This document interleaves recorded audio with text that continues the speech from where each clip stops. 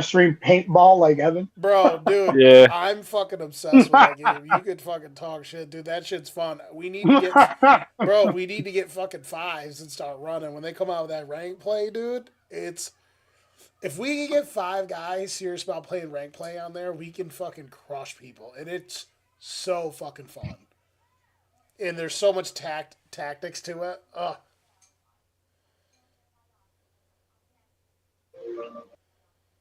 I've seen you and Stab and your brother Serious about playing. playing that. You and Stab against your brother. Yeah, it's funny because like I was trying to play mouse and keyboard because Yeah, like it's I hate playing mouse and keyboard, but especially in the game like that, like you don't actually just like with a real paintball gun, you yeah, don't actually your aiming is more how would you say with a paintball gun? It's like you got to know the gun, you got to know how fast your paint's coming out of it, and do that math in your head and aim it and try to hit people. It doesn't have like sights. You don't fucking have a scope. None of that shit. And so the game plays like that too. Uh, so I feel like it's not super optimized for a controller yet. The game's coming to PlayStation, so they'll probably make it better. But with the mouse, you're accurate as a motherfucker. So I'm like trying to get good on the keyboard with my left hand. I'm like, dude, this fucking sucks. But I went back to using the controller. I can't fucking do it, dude. It's like at least with the controller, I have full autonomy over my skills in terms of movement. I can get out on the side, slide, maneuver, snap, shoot, and all that stuff. And it's like I'll take my chances aiming with a fucking stick. I'd rather be able to move, and just be hmm tactful instead of fucking going all over the keyboard, hitting the wrong buttons and shit. Because it's just what it is, dude. It's like I don't know how dudes do it. You got Stab over there playing with the trackball mouse. He fucking comes out, he starts blazing me up. I'm like, I gotta get off this mouse, I still don't believe that he plays on a trackball. dude. That's just ridiculous. Dude, dead ass serious. He's not bad. Like at shooters, it's fucking funny. I don't even know how that would even Unreal. work. Does that mean he uses a ball with his thumb? Yeah, That's insane, dude. yeah. To like, and that's to move the cursor. It like your thumb is like So the rather than worst. moving your hand around to look, you're just rolling your thumb around. And like the thumb is like not is like mobile as the rest of Not your great, fingers. Like your thumb is mostly for power and grasping. It's like right? I or mean, playing saxophone, I've got a little bit extra movement and stuff, yeah, I but bet you do. Ethan's like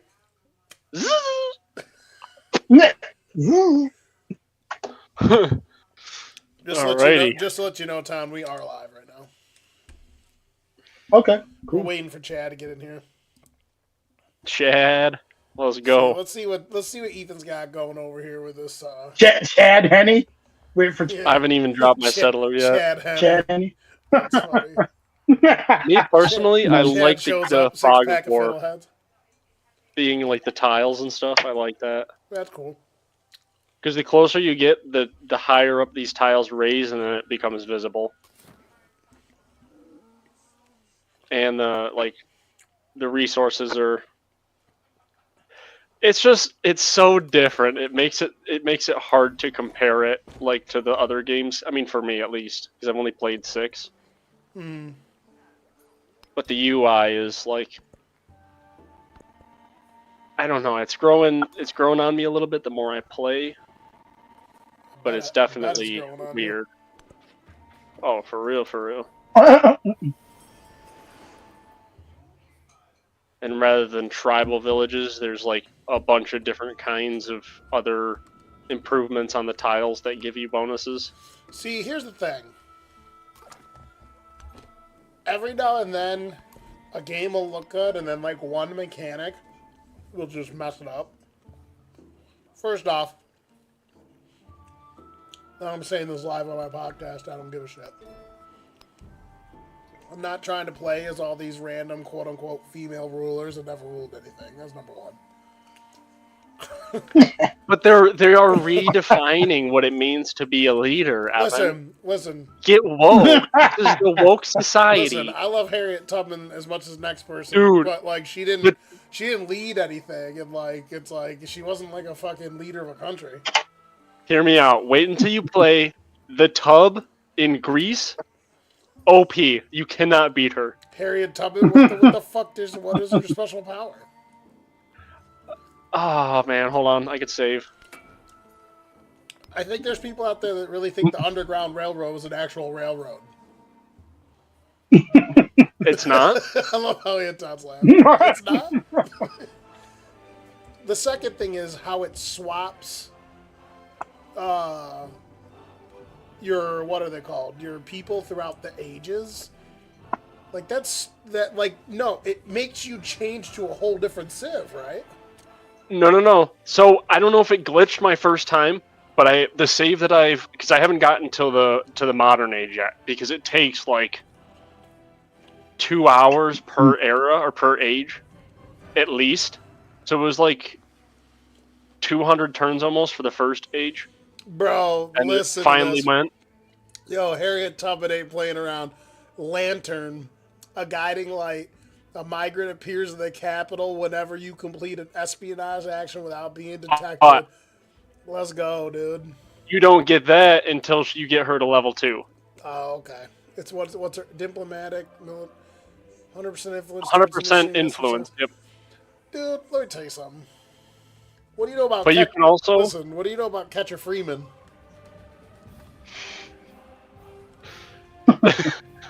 I'm being serious. What do you know about Catcher Freeman? Nothing. Nothing. Todd, do you know what I'm talking about? No. Do you remember Do you remember the cartoon The Boondocks? Oh, okay. When Olga Ruckus is like, the grandfather tells a story about Catcher Freeman, who was like the real, according to like the cartoon, the real guy, the real slave that rose up and freed everyone from slavery, right? He's like this big, like, anti-hero, like brawny jack dude just beating down all the fucking plantations owner and freeing everyone, right? And Olga Ruckus comes along. He goes, nah. He's like, your grandfather's telling you that story all wrong. He goes, it wasn't Catcher Freeman. He goes, it was Catch a Free Man. And then he tells the story and he makes Catcher Freeman out to be like this like Hulk mongoloid looking slave that like was used by the white dudes to catch the slaves. It is literally the most ridiculous cartoon skit ever. Boondocks is awesome. Yeah, Boondocks is great. I'm glad you could laugh at that because that shit's funny. But yeah, there's 2 mementos that you can bring into each game that give you extra perks. It's like right now I'm taking a diplomatic point, and then I'm also taking one that gives me 200 gold per age at the start of an age. Yeah, the 5 war support on wars declared on you is very big. How awesome would it be if you could actually build an actual underground railroad, like an actual railroad on this? It'd be cool, but I don't think you can. Like actual railroad and name it that. How awesome would it be if you could build an Oregon Trail? Bro, now we're talking. Now we're talking. Now we're talking. Yeah, let's go. Let's go. Smoke you. Let's go. Smoke you. All right, we're playing as the Tub. We got to put it to Ev. Show him how good the Tub is. Debating music and politics, poetry and Let me law. tell you something. Harriet Tubman wouldn't be in the fucking Greek fucking hoplite fucking thermopylae. The Tub in Greece, she's a diplomatic leader, so she's got 100% diplomatic increase. On Greece, she gets plus 3 points a turn. She wasn't alive back then. It doesn't matter. That's why it's a game. You can do whatever you want. Yeah, I guess so. Well, you know what? Dude, this start is so much better than the last game. Let's go. Dude, where's Catcher Freeman? That's all I gotta say. You know this dude's been fucking grinding Civ 7, dude. How many hours you put in this shit, alright? 17.5 so far. Where the freak's Chad at? You're gonna run the race. But yeah, so here's Not another for thing. the goal. Every time you go on to one of those like little tribal villages, it gives you 2 different options for a bonus. So like the top one, it's red because I'm gonna lose something. Bro, let I'll the take animals 50 damage roam, to my brother. troop. I'll get 50 happiness towards the next celebration. Let the animals But roam, brother. this one's gonna give me a bonus of also 45 Well, science, yeah, which will give me couldn't you a head heal start. your troops after? Yeah. Yeah, that makes sense. Oh, let's Tom, see. you I'm gonna gonna actually go show with. your face? I don't want to break the internet. Oh, okay, my bad. It's so handsome. People are probably tuning in like, Yeah. where the fuck's the football at? Well, it's a good thing that that free power is already friendly, or else my scout would be fucked. Bro, don't make me send Django down here, okay? If you ain't rubbing, you ain't racing. Oh, here's another thing. Oh, it's probably not available yet. Brother, let me tell you something. I bet you do stay sitting here just using Harriet Tubman all the time, too, like a bomb. No, dude, I've been using what's his fucking name? I like Charlemagne. I used him a couple times, and then I've used Xerxes. Xerxes is wicked good too. Xerxes. He's like, I am the almighty powerful. Xerxes. Mhm. Earth and water. We are pretty close to the coast, so I better go shipbuilding. Yeah, right, dude. Homie hit Gerard Butler with the earth and water, and he got kicked down the well real fast. Oh, watch this one. There's a couple different things you could do with a scout now. That's Sparta. You could do a search. A Yeah. search, which will push I'll make lemon you a warlord of all next for Greece. one, and it'll also make the little like tribal villages like visible. And you can Chad also said he's see just already finishing some stuff up. when you start the game, it shows you how far away you are from the border. So like I'm right at the south of the entire map. I'm pretty far from the top. You gotta try to get to Laos and you can go all the way around from the Science. beginning too. I don't know. I've heard. You're a fascinating tribe. I've I'll heard, make you a warlord of all Greece. Why uttering your name will merely. What does he say? What, uttering your name? I'll make you a warlord of all Greece. You're such a fascinating Get tribe. some resource. What's I'll that? take From? I'll take Even- culture. Even the even in the face of annihilation. You do not kneel. You do not submit. He's like, one of my knees is hurting from slaughtering all your men. He's out here sounding like Sean Connery in fucking Grease. He's like, I'll just give Yeah. you a woman a little slappy slap. Bro, It does go hard though. I showed a buddy of that the other day, Sean Connery, just straight up telling Barbara Walters he'd just slap a bitch, and he was dying. Yo, Sean Connery ain't playing. He was like, I don't think it's so that bad. He's a slappy slap. Gotta get these Bond girls in line. Hit him right up. You also don't buy tiles. Hey, that anymore. was the time. Oh, so it doesn't You give you grow the it. option to buy them? Correct. You just have it grows your city, so then you select a tile to improve, which obviously I improved the ones that actually have a resource on them. Dude, that So I'll do stinks like because cheap, and it gives you 3 tiles. that was like my OP scumbag move when I was playing against people. I would just buy a whole line of tiles and not let you cross through. Piss people Yeah, off. but the other good thing is it lets you purchase literally everything Oh, okay. except for tiles. You know what? So You I know can what I go ahead used and buy to a use free back card in the right day, now. dude? Civ 5. I used to use Morocco and control all the trade, and then I would just there he is, and then I would literally just make everyone poor and just build my defenses up and just be like, haha, start taking shit over. Here was the other thing I wanted to tell you about the civics tree. So you have your normal civics tree, and they're pretty short. But you also have your civilization specific civics Okay. tree. So, like this one for Greece, the Escalesia and the Agoge, I'm you build laughing them at together and it. it makes eating chicken wings. That's the problem. That's why I didn't want to be on the screen because I'm eating chicken wings, and now you're laughing at me eating fucking food. You know, Goddamn it's great. motherfucker. Well, How's that for a live well, stream? no, like I love how like your camera is just perfect enough so we can tell what you're doing. We don't care what you do.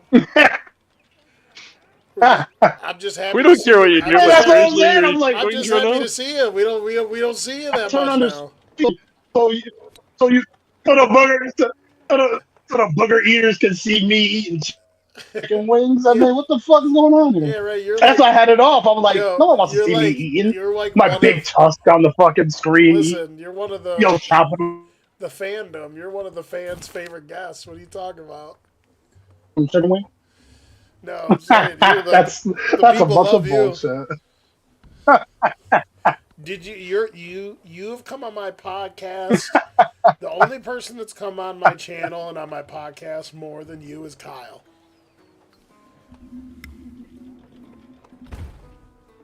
Big fucking Kyle. Hmm. DJK. I hope Big But Kyle just they ain't like. come here to see my big tusk fucking nibbling on fucking chicken wings. I bet you I've seen Kyle more recently than you've seen Kyle. Oh, where'd you see Big Kyle? Was he balls deep? All over the Whoa! place. Oh yeah. What's up, babe? Chelsea goes, ew. Ew. Just be like, Kyle's like, I'm gonna go ahead, just wash up, brother, wash up.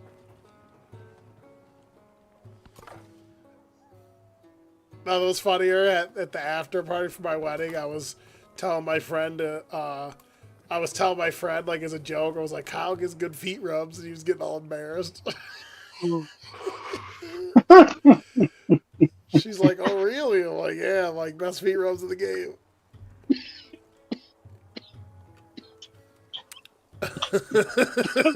He was following your he boy was like, Dante he around. was fucking sweating. I love it that you think that's funny. Best foot rub in the game. Yeah, Dante looks after him. Dante takes care of him. Bad influence. Good. Yeah. But when I said that and she turned to him and goes, "Oh really?" He got like stiff as a board. He's like,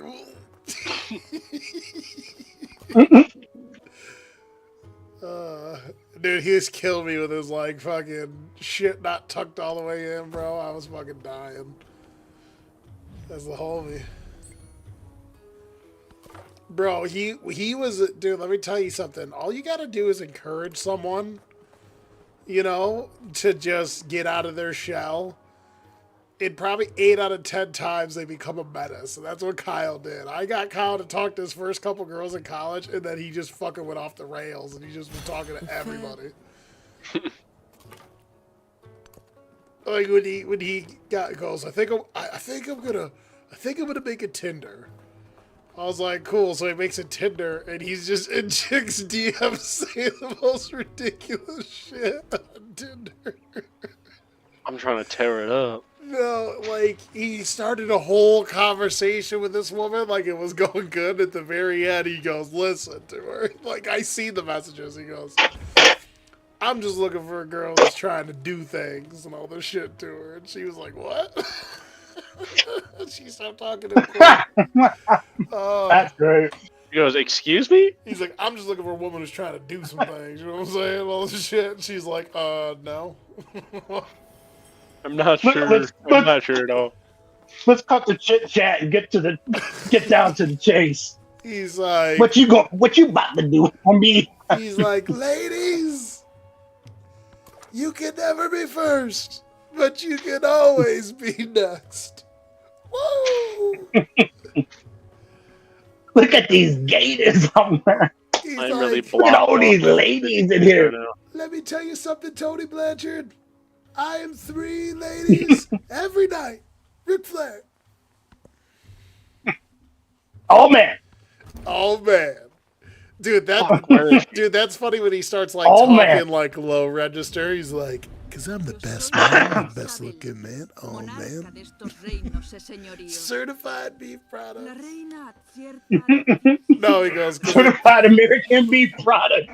he goes, "Cause the ladies Oh, want to man. know what's causing all this." Intensified beef products. Slick Rick. Slick Rick. Dude, that shit's great. The tub's about to fuck this bitch up. I mean, How dare you? Isabella from the Egyptian civilization. She's clearly English, or maybe even French. Where's this bitch from? Well, no, you got to remember though. She's white. How can she be an well- Egyptian leader back in well, this time? Evan, come on. Be serious Hold now. on, you got to know your history. I don't know exactly who this woman is, but there was a time. Let's find out. There was a Find out some more. time. There was a time when the Greeks had control over Egypt. Like, that's why there's the friggin' libraries of Alexandria and all that shit. There's a place in No. Yeah, dude. No. Okay, He's like, no. dude. That's like, my sarcasm, Don't- by the way. Fucking look it up. Alexander Ho, dude. Alexander Come on. was like tapping Come on. face, or they're like, I don't fucking know what's her name there. Who's the chick that everyone like passed around back there like a peace pipe? Cleopatra. Not clear. No, it was what's in Troy. It was Helena Troy. like they started a whole war. Yeah, based on her. that's Helena Troy, but that's a whole different area. Troy was like northern. Yeah, Helena Troy. Yeah, Yeah, that's not they Egypt. basically the whole right. Remember in the movie, he goes, "Will you go to war with me, brother?" And all he goes, "I want her back." He goes, "Of course you do. She's a beautiful woman." He goes, "I want to break her own neck with my own damn hands."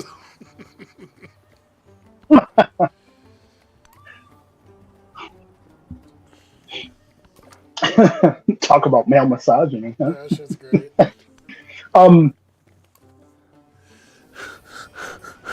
What do you think? I didn't go to my own No, therapist? You don't talk shut to up my therapist. and blow me. But it is in this Someone just joined in. Who is this?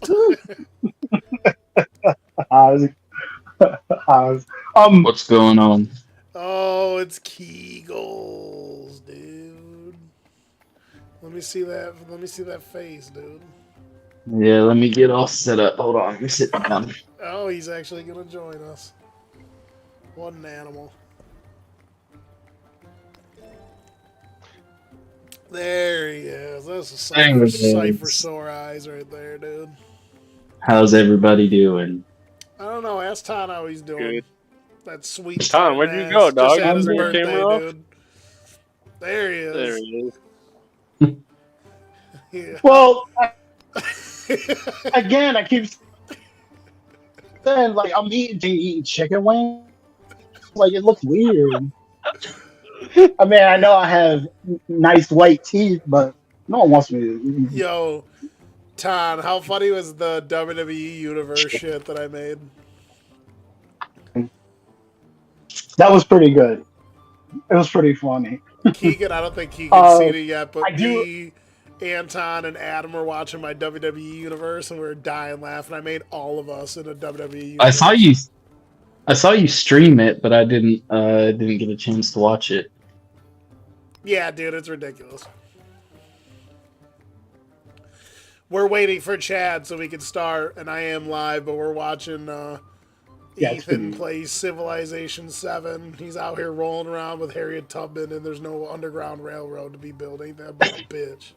I just got another +3 influence per turn, so Like, We're cooking. I just feel like if you're gonna make history up and make Harriet Tubman a playable character in the game, you should be able to actually build a real railroad and call it the Underground Railroad. But the railroad has to be underground, with correct? Paul Bunyan, with yeah. Paul Bunyan as your lead. No, no, Paul Revere. There he is. The British, Paul you know, Revere, Paul history's Bunyan. so stupid. Paul Revere, the English are coming, and like I was learning in a class one time that the dude like made it one town and then got jumped. Like he really didn't ride to like 13 towns. It's like, oh, that's short lived. Yeah, wasn't it a group? Wasn't it a Yeah, group? it was a network, Mhm. but they're like Paul Revere, fucking out there, fucking crushing it like Seabiscuit. Dude, fucking made it 4 feet, and got fucking arrested. What a bum.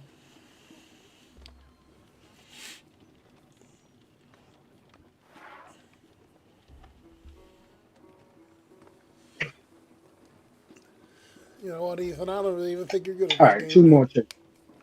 I Uh-oh. fucking. Yeah, Do I put the altar with the granary or the brickyard? you're They're both the disappointing me. same yields. Build it on the mountain. I can't. I'm gonna put it with the. I'm gonna put it with the brickyard. Yeah, that was a good choice. Looks phenomenal. Yeah, they just spent way too much time on the artwork for this game. The hair's looking quaff over there, dude. Wish I had a good head of hair. I'm talking to Keegan. Oh, it's Yeah, he's like, starting to thin. Kidding I'm me, starting dude. to lose it. I'm about to start shaving my head. I told Shelby if it as soon as it starts to starts going back or I start losing stuff in the middle, I'm just getting rid of all of it. I'm not gonna Dude, grow your beard hold out. on. If that happens, grow your beard out. Right? Shave your head and then just shave this part and have the fucking Fu Manchu shit sideburn. I was just gonna grow it and do like a big, huge comb over with the beard, just all the way back up top. Well, the rate Ethan's going, he's gonna have a good head of hair the rest of his life. Look at this fucking dude's hair and beard. Probably not. go, Lovey Smith. Yeah, Lovey Smith's beard's fire.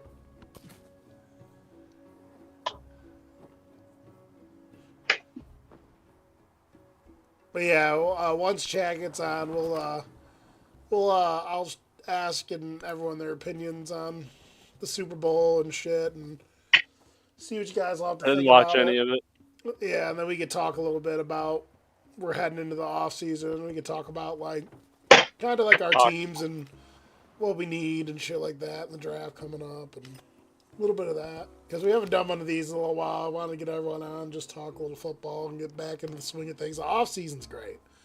I love the off season just as much as I love the regular season because I love team building and shit. So I actually finished my off season top free agent predictions. I just finished that video. I'm working on my defensive free agency predictions, and then I'm gonna put my first mock draft up. I didn't realize Pat Surtain won Defensive Player of the Year. I didn't really watch much Broncos games this year. Did he have balling out over there? Yeah, so the Broncos defense was hilarious because it just goes to show you coaching, you can get the most out of players. They literally just got their defense has a few good, really known good guys that it's a whole bunch of good guys that aren't really that well known. Guys that they just picked up the past couple years and then they threw it all together and they're running a hybrid 3-4 scheme and then just having Pat Surtain just follow the best player around, playing a lot of cover 1 and shell 2 and stuff like that. So but their defense was top 10 this year. And I can't even name half the people on it. And he was really good. He's one of the few dudes that actually fouls a receiver around.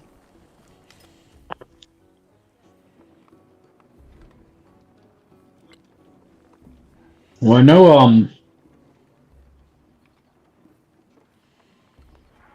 the last like 3 or 4 years that have been like a defensive lineman, I was the first time in a while that a defensive back had won it. I think. Yeah, it's usually whoever gets the most sacks.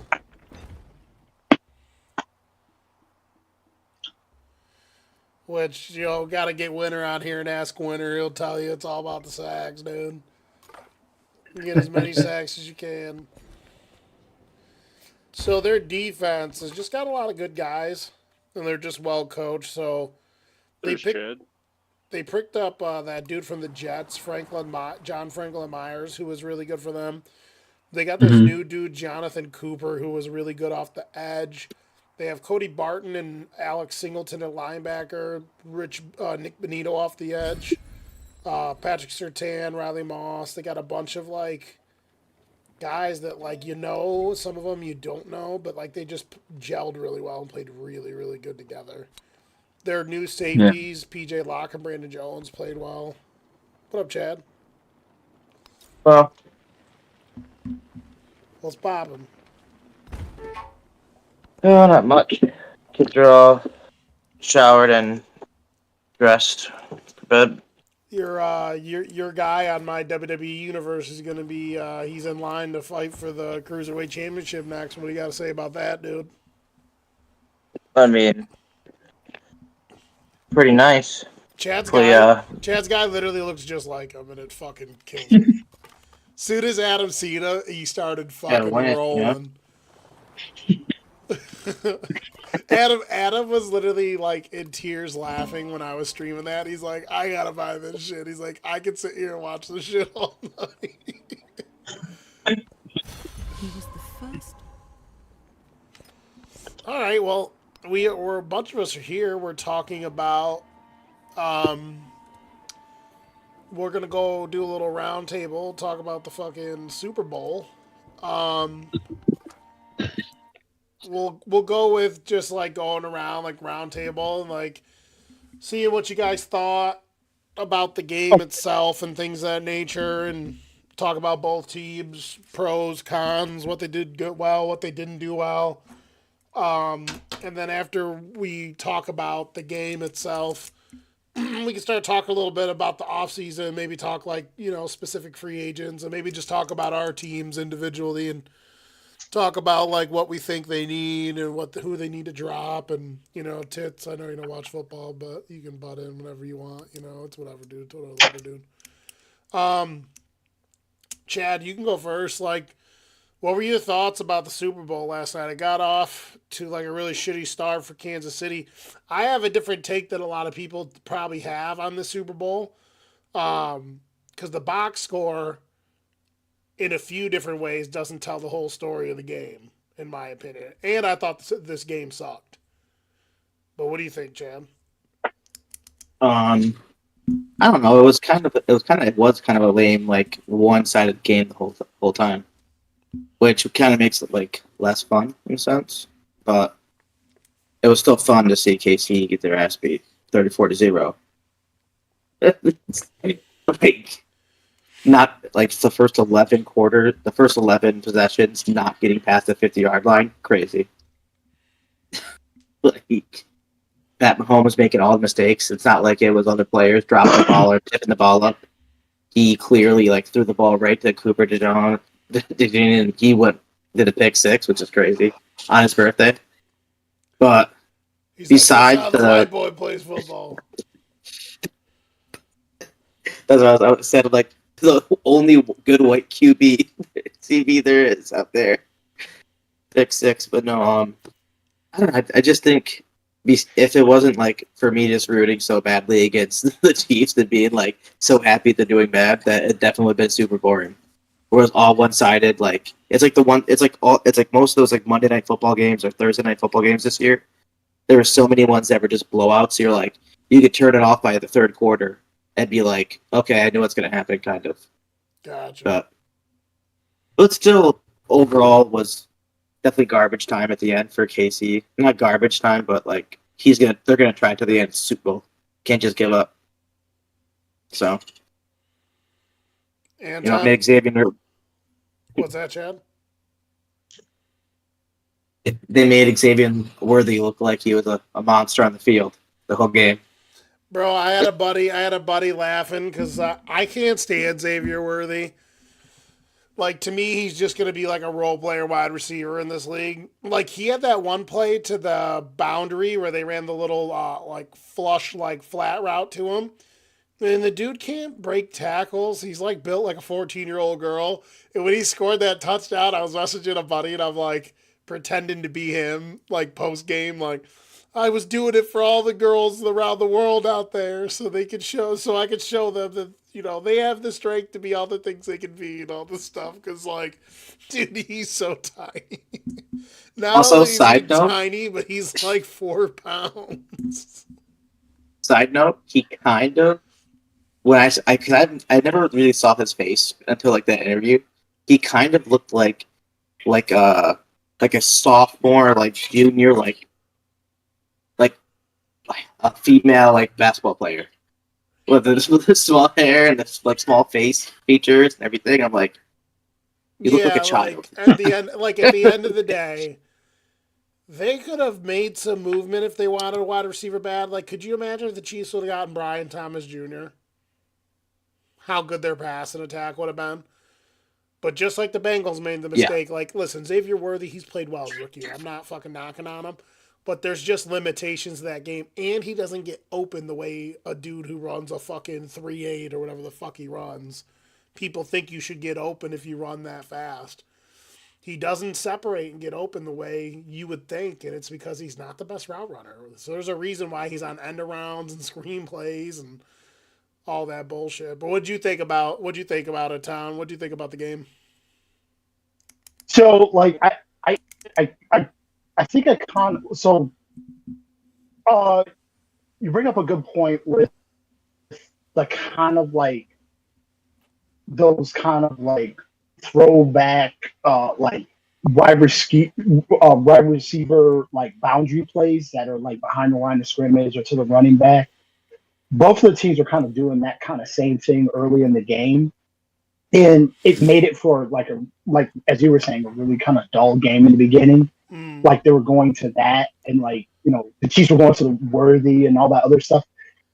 I also felt it was like a Giants Patriots game because the D line of the Eagles were like attacking.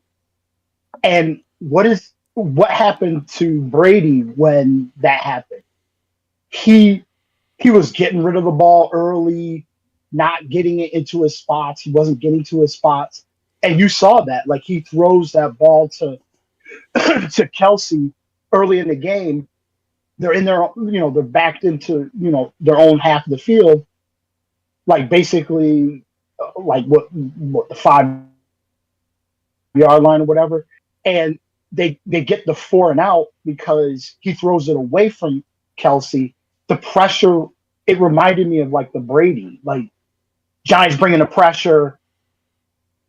You know, Brady could be all world, but like if he can't get to his spots, he can't view the field, and like he's being attacked, you start to get skittish. You start throwing the ball in different places. You're not getting it to your receivers. And then a bang bang play that you guys make all the time, you threw it away from Kelsey. I just thought that the Eagles D line got the pressure early, and Cooper DeJean is a nickel corner. He's not their outside guy. So to have the ability to have him, even taking away their underneath guy or the guy that's going to get the quick short stuff, that's even Kelsey or that's you know, any slot receiver, even like Worthy, because you saw him a couple times, you know, tackle Worthy. The availability of good players that the Eagles had compared to what Kansas City had, and Kansas City's D was just trying to stop the run. You saw that early. They didn't want Barkley to get off at all. Well, now you got one-on-one matchups with Brown, and you got these open matchups down the field because they wanted to take one side of the field away. I was talking with my dad, and he said Kansas City can do one thing, they can't do both things. So they can either stop the run or they could make a concerted effort to stop the pass. They can't do it both, and that's what you saw. They decided that they didn't want Saquon taking the first run from scrimmage and blowing them the fuck away right from the jump. But the problem is the defense was stopping them in the beginning, but the offense was looking horrendous and turning the ball over. And you got those clips where you see Chris Jones just like, oh my God, what's going on? And the team was already deflated before they even barely got started. And then, their playmakers, Kelsey wasn't catching the ball, or they weren't getting him the ball. He dropped one. They come out the half. They try to throw it to Hopkins.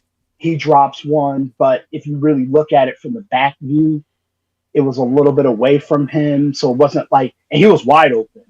And I just thought that the pressure up front really created chaos for them and really set up Mahomes. And even when he was scrambling around, it was hard for him to find spaces to run. Even when he did get good runs, he's cutting back and slinking up, and it was just like Jesus. Wherever he was running into Eagles players. So I thought Fangio and schematically they just had Kansas City's line. They had the number. They were able to get pressure without really blitzing. And they got there, with the front four. One thing that I do think that they underestimated was they shut the run down so well. And I didn't think they were going to shut the run down. I think that Kansas City didn't think they were going to shut the run down that well. And it kind of boned them because they sold out a little bit too hard to stop it. Yes, if they've been running but that's that good all year, but you got to be able to still play balanced defense. You got to do a better job at picking your shots and understanding. And I don't care what anyone says. You could have the best offensive line like the Eagles. You could have the best running back like the Eagles. It's still hard against a good defense to get run plays off like that, the way the Eagles were all year. I just think the Chiefs didn't do a good enough job, disguising. They should have dropped an extra guy into coverage a lot of different times. They still could have stopped. They were doing so well at stopping the run that they didn't need to put 8 in the box to stop the run. So I thought that was a big mistake on their part. Well, so do you notice if you watch it doesn't work, they abandon the motherfucker super early and just go into we're gonna spread the field and we're gonna get it to our playmakers, and then we're gonna occasionally get it to Worthy where he can get in space and do some stuff, even work him into sort of the quasi run game. But it was a thing where they were getting pressure with the drop back pass play, and they weren't getting the run. They abandoned the run because then when the second half came around, they even Brady and the commentating team was like, okay, even though they're down, they're still got to establish the run. But then they abandoned it again. So it was this thing where they wanted to run the football, but they're always, and they're always willing to abandon and to pass. But again, the way the Eagles were getting a run,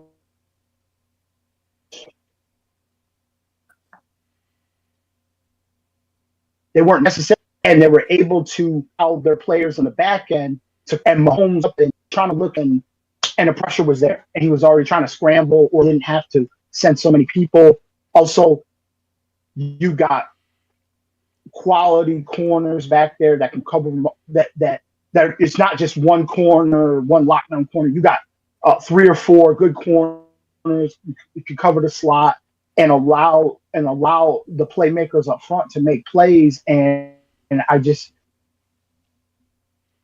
and and maybe this was our mistake. We kind of overhyped Kansas City, their record, their offensive line, and you had made a call too. You said Tooney is on left, but I was like, Tooney's a better option. His name on the other side because they were always fucking running. So it was like, oh, we got no choice but to put Tooney on the left. Matchups, they were able to.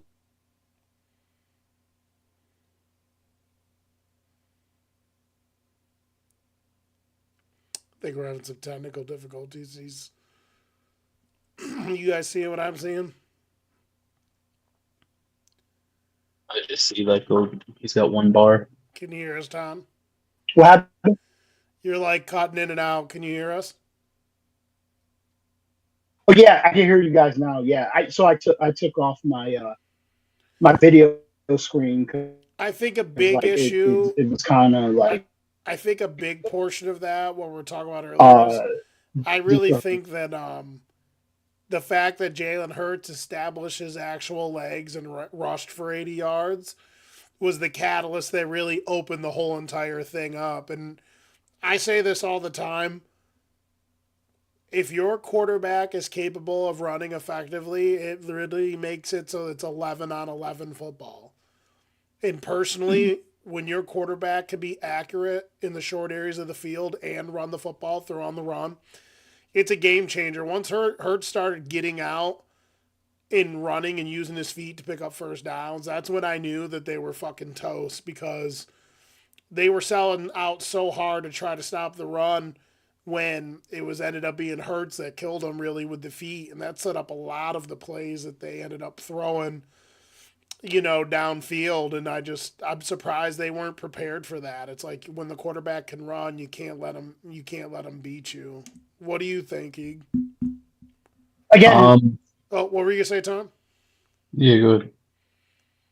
Well, again, like I had this conversation with my dad where he said he felt like Kansas City could mastermind one thing, but they can't mastermind two things. So it's like they went all out to stop Barkley, but they were by doing that and blitzing, they were actually sacrificing their back end, and even Brown uh, and Devontae Smith were still getting catches uh, on on their top cornerback. So it was like once they were able to get the one-on-one matchups, I just felt like that made sense from my dad. It was just like they made a choice to we're not going to let Barkley tear us up, but again they sacrificed the back end, and then you're up 24-0, and all of a sudden, like, again, they took a look at Chris Jones, and he's like, what the hell is going on out here? And they got blitzed, and they couldn't stop the pass rush for four up front. I just felt that was a good observation from my dad, saying, hey, listen, they couldn't do both, so they decided to pick one, and they got burned real early for it. So Yeah, it was definitely interesting the way these teams decided to go about, with their game plan. How did you see it, Keeg? Well, I definitely think that the better team won yesterday. And as a Dallas fan, that it's not I don't like giving the Eagles compliments, but they beat the Chiefs in every facet of the game. Mahomes, after like in that first drive, he just looked like he was running around. The offensive line couldn't hold up against the Eagles' front four. And I think I saw something like the Eagles either blitzed only on one play or didn't blitz at all, and they still wound up like 6 or 7 sacks. I mean, like Mahomes is running for his life it reminded me of that Tampa Chiefs Super Bowl where Mahomes was just being chased down from start to finish. And obviously, the Chiefs didn't play well. But Mahomes definitely didn't help them, and I think the writing was on the wall this entire season. When you look at how many games they won by one score, like single digits, like it wasn't the same Chiefs team as we'd seen the last 2 years, 3 years. They weren't as dominant, and part of that I think part of that is probably due to Mahomes' contract, where they're stuck trying to find either talent in the draft or trading for a veteran like D-Hop, and they can't, necessarily afford to re-sign or go out in free agency and get top name talent because they've got all these stars on their team that they're having to sign and re-sign and to keep. But I definitely think the Eagles, they played a good game from start to finish. It was, offense and defense, but I don't know. It's not looking. I'm not looking forward to the next couple years with Dallas and having to deal with Philly and Washington with Love you. I love you Washington guys Daniel, too. yeah. Love you too, Ev. Finish that thought, Keeg. No, it just Jaden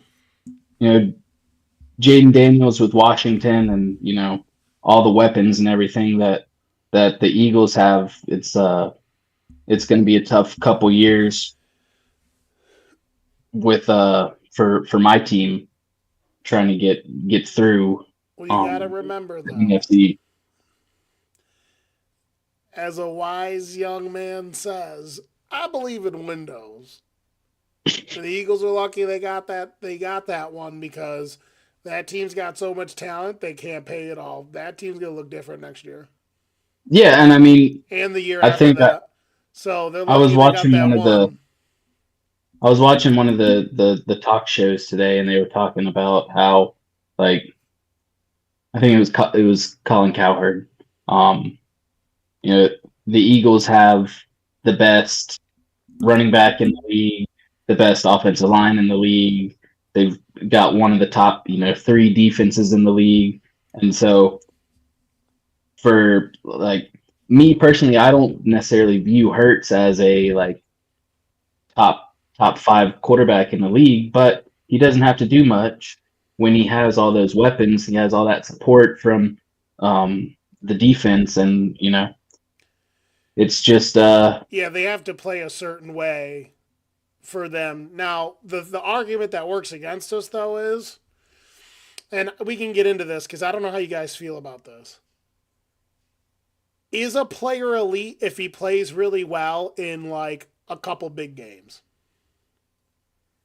Because I'm hoping he hops in here at some point. Adam will tell you, like, I wouldn't have any other quarterback in the playoffs besides Eli Manning. It's like, yeah, it's easy to say that when you guys played well for those two stretches and shit, but outside of those two stretches, I know you won Super Bowls, I respect it, but you weren't getting to the playoffs 14 other years well, I with mean, him as like, your quarterback. What, And, you could point to a but lot didn't of it? different things, but Jalen Hurts hasn't played that well in terms of passing the past two seasons since the Super Bowl.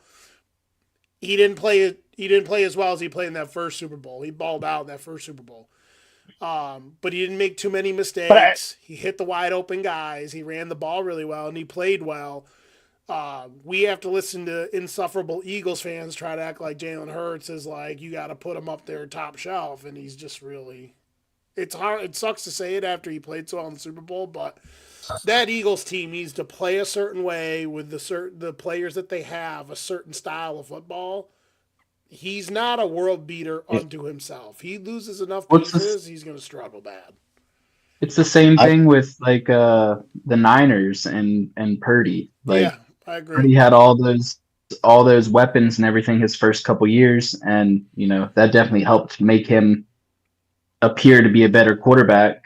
But you see, McCaffrey go down this year, and Ayuk go down, and their defense wasn't playing as good, and he didn't have as good a season. So it's that, like, credit to Jalen Hurts. He played a clean game yesterday, and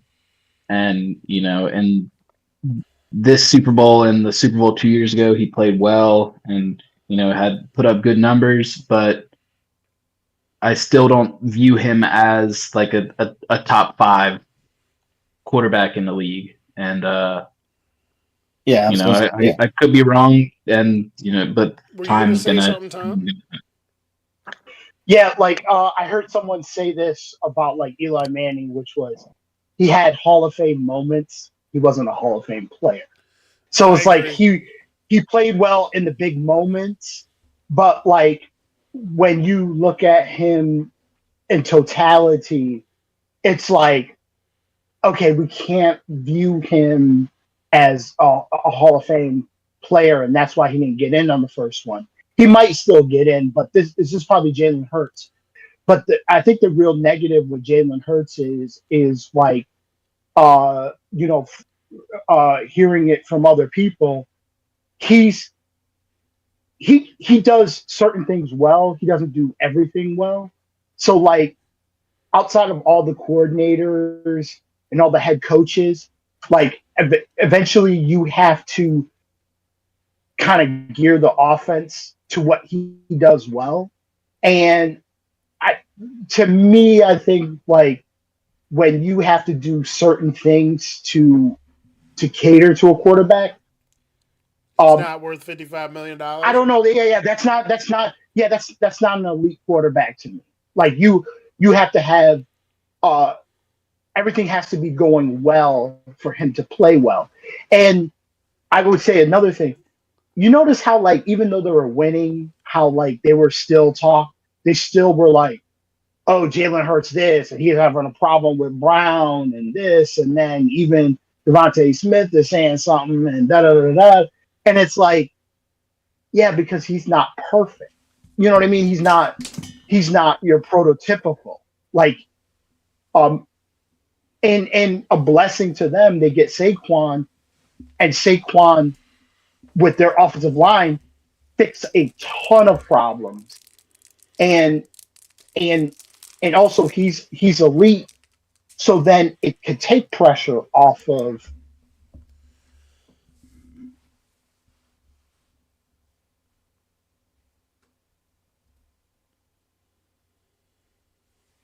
Hurts and what he does. Maybe Devontae Smith will do something for you, and kind of saw it materialize in this game where a team had to pick and choose, and like he gets it to AJ Brown on McDuffie out there, and it's a nice ball, but that's not a ball he's throwing every single time. You know what I mean? Like, so it's a great play, and he makes some clean plays, but there's still accuracy issues. There's still deficiencies. There's still he wants to tuck and run. So I just get into the playoffs. He makes Hall of Fame plays while not being a Hall of Fame, which makes a lot of sense to me when I heard it. And that's kind of Eli. Eli made a lot of Hall of Fame plays in the big games, but like, when you really look at the career, there's a lot of interceptions. There's, when you're stacking him up against other Hall of Fame quarterbacks, it's very shaky. So yeah, I agree with that. But he's in a really good ecosystem around a lot of good skilled players. Now, and that always helps. And that's the other thing too, where like it becomes this age-old debate where is it the quarterback or the wide receiver? Or is it the players around the quarterback, or does the quarterback elevate the players? And I just tell people, like, if you can't dissect truly how much a player actually impacts their team, and there's advanced analytics on this too, wins over replacement and stuff like that, like how impactful a player Yeah. is, like then you gotta start refining how you look at stuff and actually pay attention. Like, not to be like whatever because it's my team, but like we were so fucking bad before we got Burrow, and like even though he got injured that first year, we were immediately like we behaved like a different team. We were competitive. We started actually winning football games with him there. We were in like dogfights with good teams and stuff like that before he went down. And that was with one of the worst defenses in the league, one of the worst offensive lines. It was Burrow and Tyler Boyd and a rookie T. Higgins. And like that was pretty much it. And they were going out there and playing teams tough. Like, you got to look at a guy's actual skill set and how much he can actually impact the field at almost any position. And quarterback just there's so much asked of the quarterback. And I just don't understand how people don't understand this. It's just the most important position in football. Like, it is. Like, it impacts so much. They're typically your leader. They're the 11th man, especially if they can run. They could change play calls. They're meant to dissect the defense. All these other things. And it's like your quarterback has to truly be top shelf elite in order for me to pay him the money that some of these guys are paying him. And like when you talk about Jalen Hurts too, some of his production, like the rushing touchdowns, is he capable of getting like real rushing touchdowns? Like, dude, he ran the fuck out of the ball the other day. Like, actually getting out there and moving around and running, he's capable of that. But people forget 60-some% of his touchdown, 70% of his touchdown production is those stupid ass tush pushes. Dude, I've never seen a team go down at the 1 yard line more than the Eagles. Like, I don't understand it. Yeah, and like it's because they have a Hall of Fame offensive I mean, line. They yeah, had three Hall of Famers on their offensive to line. me, the red flag is. To me, the red flag is when your number one wide receiver is reading a book on the sidelines and visibly kind of showing his displeasure. That's weird to me. Well, he's I don't know. Like, that's not displeasure. Who does that to an elite quarterback? He's adamant on more than one occasion. He's adamant that that's what he does just to stay calm and keep his mind sharp. I don't know if he's being dishonest, but he's adamant that he's not being displeasurable by reading a book. That's what says. But I think it's fucking corny as fuck. Like, dude, focus on the fucking football game. No, I think it's. I think he's being disingenuous. It's like arrogance. You're telling me you would do that? You would do that to prime like Peyton Manning. You would sit there on the sidelines and read a book. You'd be like, Peyton would get in his fucking face and be like, "Yo, get your fucking head out of your ass." Right. That to me is showing some. Tom would fucking rip him a new one. Like, why don't you be a better route runner, or why don't you do the small things better while I'm out here fucking sitting in the pocket waiting for you to get the fuck open? You know what I mean? So, like, I would. To me, I don't think. I think. To me, it kind of shows. Like, they like him, but like I don't. His traits aren't elite. So they're kind of like. It's kind of their defiance against him. Yeah. It's kind of the defiance against him. So like AJ Brown could disappear for like 4 or 5 weeks, for a month. Of course, a number one wide receiver is going to have displeasure. Right, and we've seen it from the best of wide receivers. The player, as Bill Parcells called the fucking Terrell Owens. Like, they get fucking disgruntled and they start doing the divas, Stephon Diggs. The divas start doing shit. AJ Brown, or no, what's his name? The goofball Brown that was with the Steelers and whatever. Antonio Brown. They all get that way. And I'm not saying anything to like Jalen Hurts. I'm just saying, like, if he was like, if he was this number one quarterback, they wouldn't be doing that. There's just to me, I just like, why would you do that to a number one quarterback? Now, again, the matchup in the Super Bowl, they got favorable matchups. I think KC decided to roll one way, and they got burnt.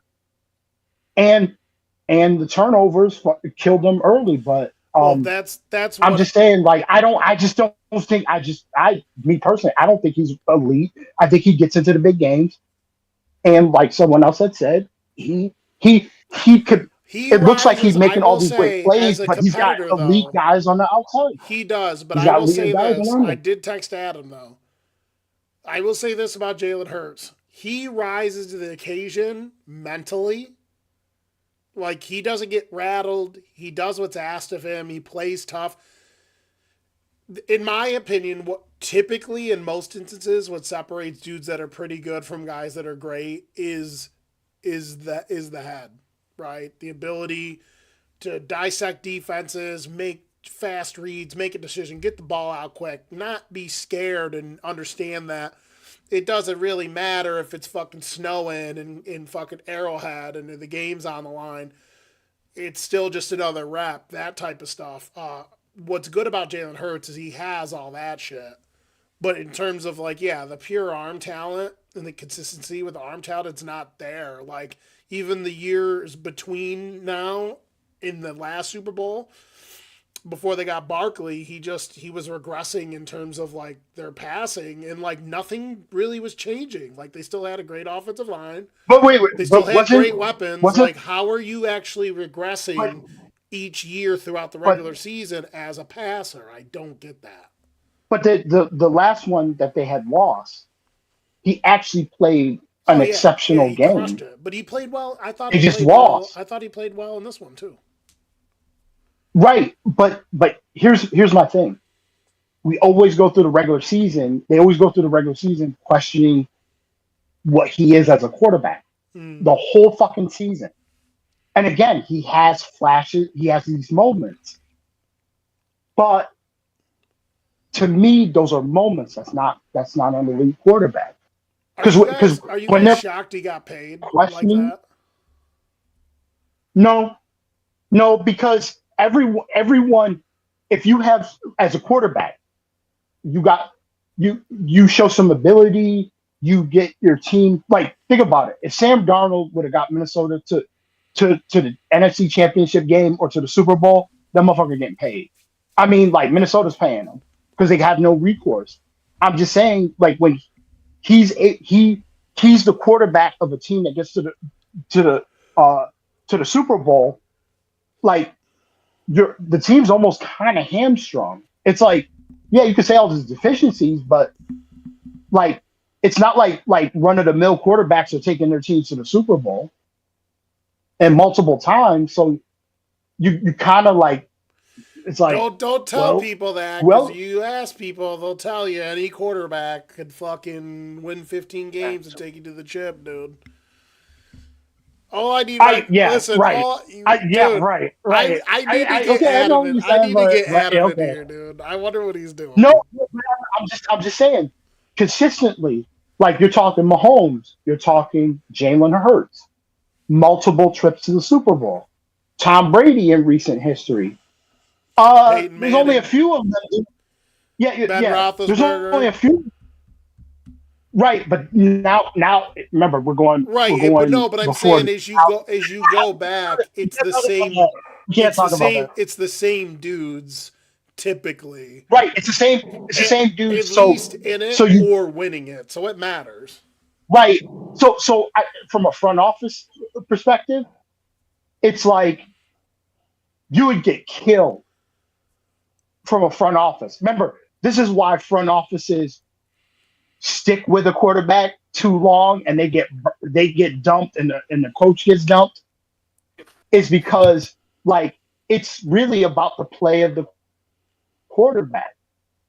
So if the quarterback is getting you to ultimately what the fans want, to the chip, nah, he no good, we got to get him out of here, and you don't get back to the Super Bowl, you're cooked. So yeah, they're almost like management is almost hamstringed to, yeah, we got to give him a good deal. And you don't think that that player's management team is like, Bumper, well, bumper. listen, you ain't gonna be offering me no 15 million a year. What do you think? I'm Mike Glennon out here? Like, what the hell is going on here? Like, you got to give me something. Like, Well, I did that on purpose. I do like to rail on Mike Glennon, but listen. anyway. So like Uh, I will go quickly through my thoughts on it real quick, and then we'll like round table like and talk about our okay, own teams. I'm not gonna go through okay, all the stats, but like all you got to do is just read off Kansas City's, dude. They only had 275 total yards. 226 of those were pass yards. They were fucking. They were 3 and 11 on third down.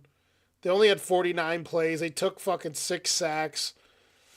Penalties were pretty even. It was like 7 penalties, 75 yards. Then for the Eagles, it was 8 and like 80 something yards. I see this game differently than a lot of people do. I look at similarly to just the score wasn't as high. I look at kind of like as similarly as the Washington and the Detroit game, where because of turnovers at specific times and how close they were in terms of field position when the turnovers occurred, one being a touchdown, I shut the game off in like the third quarter and I started doing other shit at work. I was like playing around my laptop. To think that like from where I watched it, that the Eagles wouldn't score that much more from that point, and then I looked and the score was 40-22. So Kansas City still managed to score 22 points, and I don't know how those points scored. Probably crunch time points. Like I remember seeing the one touchdown, but I actually thought both teams were pretty good defensively, um, in some aspects. But Kansas City's game plan, I think it would have been easier for them to stop the run than they thought it was going to be, and they were selling too hard, stacking the box.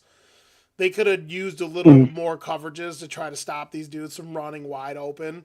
Um, the Eagles, it pretty much came down to the fact that they got the turnovers. Had they not had all those turnovers, that game would have been a lot closer than it was. Jalen Hurts' ability to run is what, in my opinion, was the catalyst for the whole entire thing, because they were doing a good job stopping Barkley, but once Hurts started boot scooting and boogieing, it really opened things up for them. Um, I just don't think that these. I don't think the Eagles. It was the turnovers made you think that they played a lot better than they did. Now, shout out to Jalen Hurts. He ends up being the MVP again and ended up playing really well. He had an ugly turnover, but like that game could have been a lot closer than people think. But I've never seen a team just fucking melt that bad. Like you knew they were at a disadvantage in terms of their weapons. But dude, Mahomes is hitting dudes that were wide open and shit, and they were just fucking dropping the ball. Like DeAndre Hopkins, had he caught that one, he would have been off to the fucking races for a possible yeah, touchdown. And I was wide like, open, dude, wide I'm the like, fuck. are you Yeah, the fucking kidding me? I That's was gonna what say Adam and I were talking about. It the was like, ghost that Darnold saw tripped him. Listen, Debo Samuel is pissed off somewhere because he never drops the ball, even though he's top fucking five and drop passes every year. Also, I would like to say, Littering the ground with footballs. That's what we call it. Littering the ground with footballs. Yeah, dude, a huge shout out it for was that game brutal. was Makai Becton. What did The Makai Mekhi Becton Becton do? leaving the Jets. No, he left the Jets, started on the O line for the Eagles, and got a Super Bowl this year. Yeah, dude, what an Crazy. animal. Listen, my boy Kenny Pickett got a Super Bowl. Shout out to fucking big Kenny Pickett. Fake slide, baby. Let's go. But yeah, Makai Becton I hurt just 3 seasons in a row. I really thought that Super Bowl fucking stunk. The Chiefs were really missing Rashee Rice's punk ass not being there. Because he's really a matchup nightmare. He's so good at getting into zones and fucking running routes on the inside yeah, of the field. Just can't drive cars well. He can't drive cars well. Yo, speaking of that, Henry Ruggs is gonna be fucking getting out soon. Holla at your fucking boy, dude. He's only 26, 27 years old, dude. Going to the Bengals. John Gruden's gonna coach someone to be like, I like this guy coming out of Southern fucking Institute of fucking fucking penitentiary. He's gonna pick him up and just send him on streaks, dude. He's gonna be like, let's see if you Rest can in run peace as to old fast as you were homie driving Gladney. that car, huh, Ruggs? Rest in peace, Gladney, who could clearly drive a car while holding a woman's hair outside of the car, and make her unlock her phone so you can see what's going on with it. Bro, The old big homie. Rest in peace. That's my favorite NFL blunder ever. Like, fucking Gladney's literally got this chick's phone, got her by her hair, trying to scan her fucking face with the phone to see if she's fucking cheating, dude. Yo, speaking of that, I keep seeing shit that, like, Larry Fitzgerald beat the shit out of one of his women and shit and never got in trouble for it. When you think you know a guy, you know? Big fucking Larry, dude. You think you know a guy. Fucking Larry just smacking chicks around. I knew there was something off. I knew there was something off about Big Larry. He's too polite. How awesome would it be if Larry was just a straight asshole in his personal life, just like decking his women? Fucking. But yeah, I mean, you know, we go down the line. But yeah, I wish we can get. Anyway. I wish we can get friggin' Winter in here because like how that Super Bowl went is like how Adam thinks Super Bowls go every single year. Like that's how he thinks the Super Bowls have been going. Like how that game went is not how teams have been winning lately. Dude, Barkley fucking had 25 rushes for like 52 yards or some shit. It's like, Jesus. But Adam will be like, time of possession. It's like, bro, you kept fucking getting the ball back. Well, fucking turning the ball over. Of course you're going to win time of possession. But remember, they were locked. They were locked into their own end zone. So when they were punting, they were getting a short field. The turnovers were in their own side of the ball. So it was just like they were almost like handing the game over. Yeah, it was just like they kept making mistakes. Cascade, three and outs, turnover, pick six. It's like, and you're in your own side of the field. I mean, like think about it. If the Eagles don't win that game, that's a complete disaster by the Eagles. Yeah. If they can't make, disaster. If they're handing you the game, you can't win that game. like, dude. Or KC miraculously comes back and wins that game. It would be unbelievable. The Chiefs should have gotten Keeg out there, dude. Fucking. Yeah, I'd be catching some tutties.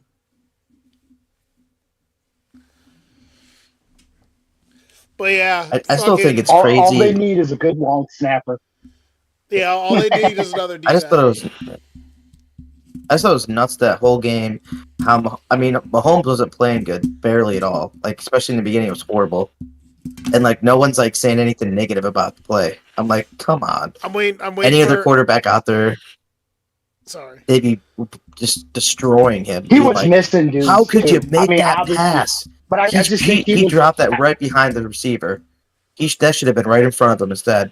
What is he doing? Like no one said. Right, everyone's yeah. No, it bothered me. I think with that. They should have said it. The pressure.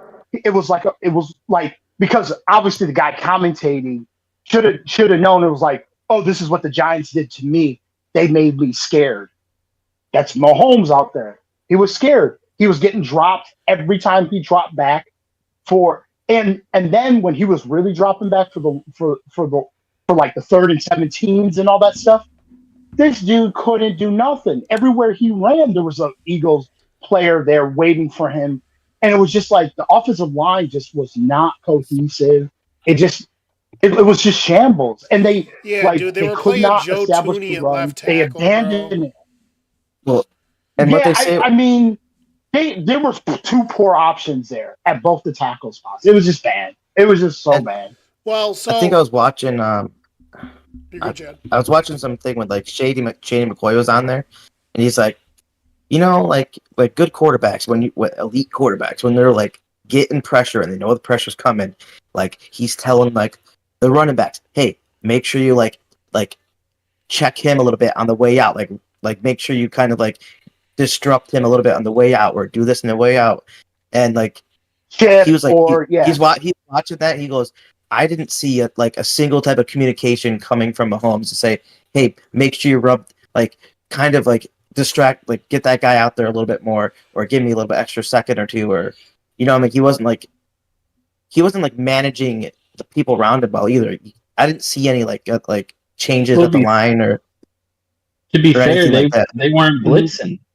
It was They weren't- 5-on-4 and they were still getting cooked. So I mean, I get that, yeah, but like it just seemed like he wasn't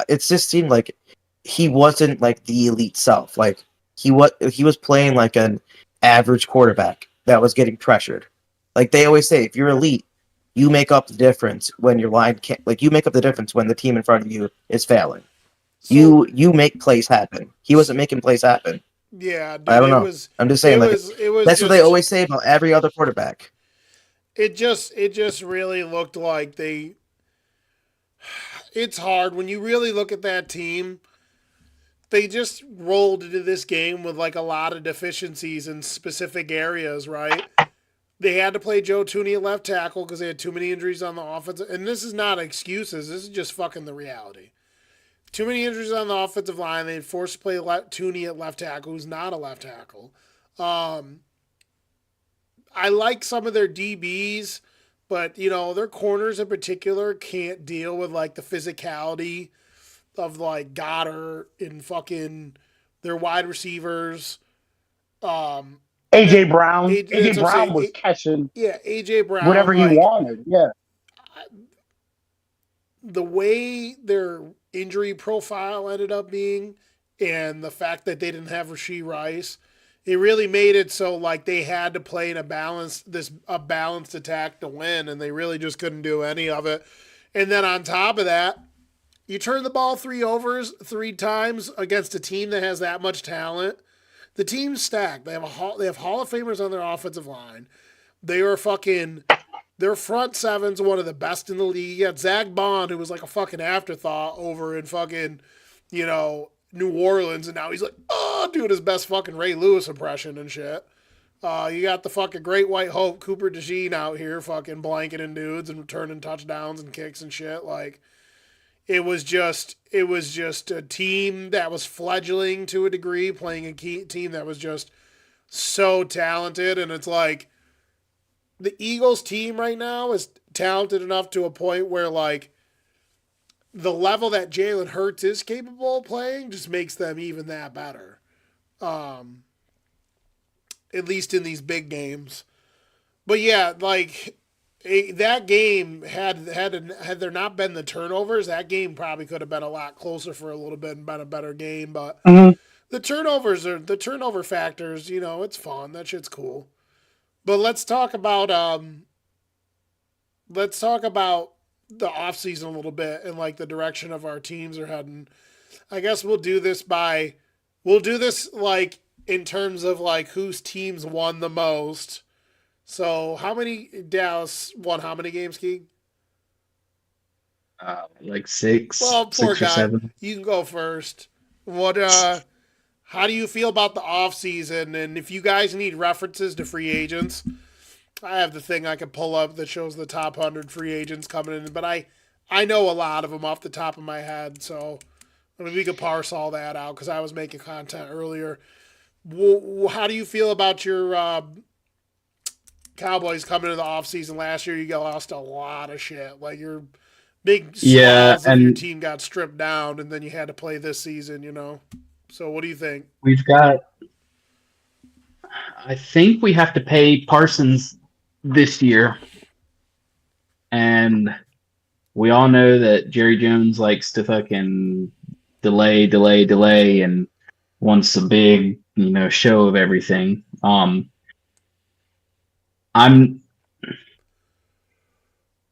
Could you franchise tag him? I say you pay him technically, but now. You got to pay I him. think you pay him. I would But I pay mean, him then at like he you've would got, mentally he would be all in, but you could and franchise I tag mean, him. he says he wants to be there, and I don't have any reason to not believe it.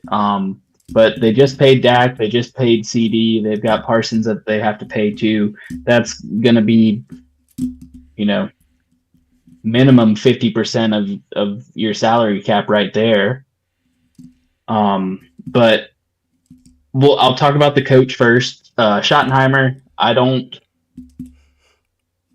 I'm not as sour on him as most people are.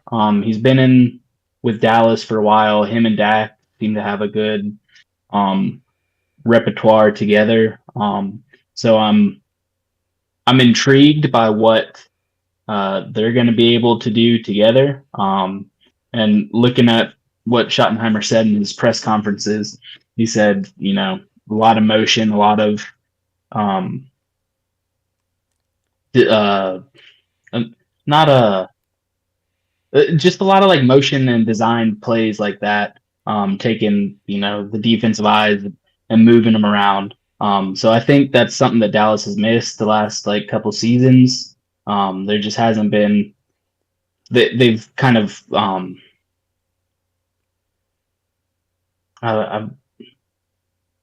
I don't know the word, but that I'm trying to. They've just shown what they're going to be doing throughout the year. Choreographed their plays too easily for the defense Schottenheimer coaches more of a pro style system, using Yeah. using movement to try to move. The biggest thing is they try to key like the third DB or the safety, trying to figure out between those two dudes what types of, and you do that by putting dudes in motion. And Yeah, changing and the formations. Dak has been good free play identifying threats and blitzers and everything. So I think it's going to help Dak.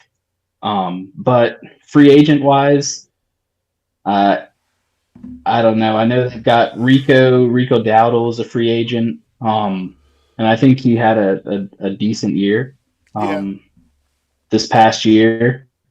So I would like to, get him back. I know the big sexy pick in the draft would be Genty. And if they do that, cool. But I don't think they necessarily need to do that. No, Rico I was think good, they could- man. I mean, that's I what like a lot Cam. of, I like Scatabo so from that's what a Arizona lot of State. the pre mock drafts are saying.